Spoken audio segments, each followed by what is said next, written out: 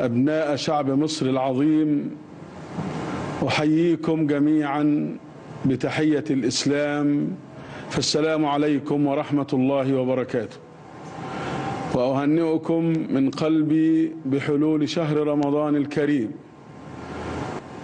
نريد أيها الأحباب أن نقدم للعالم شكلا جديدا لوطننا، لبلدنا، في العمل والإنتاج في رمضان وفي غير رمضان. نريد في هذا الشهر أن تعمل كل أجهزة الدولة وموظفيها بكامل طاقاتهم من أجل خدمة المواطن المصري وتذليل كل العقبات من أجل أن يشعر المواطن بأن الدولة خادمة له.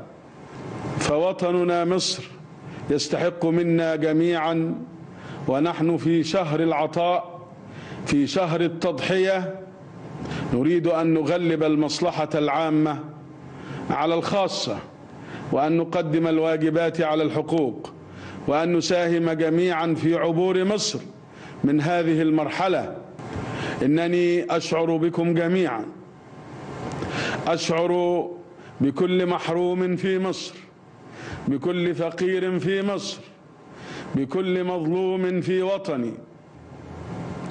أشعر بذلك وأعمل ليل نهار، ولا يهدأ لي بال ولا يغمض لي جفن من أجلكم، حسبة لله سبحانه وتعالى.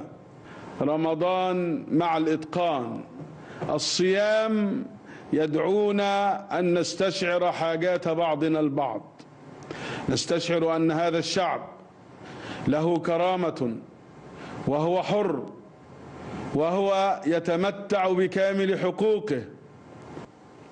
يعلم الله وأنتم معي أن ما أنا فيه الآن، هذا المنصب وهذه المسؤولية، لم يكن رغبة مني في سلطة، وإنما هي المسؤولية. سننجح سويا من أجل فتح أبواب المستقبل. هذه مسيرتنا، هذا وطننا مصر. ها نحن ومع رمضان ننطلق للعمل الجاد بنية صالحة صادقة، وبعمل دؤوب مستمر، وبإرادة قوية ماضية، وبحب لبعضنا البعض، وصبر حتى تحل كل مشاكلنا إن شاء الله، وما ذلك على الله بعزيز.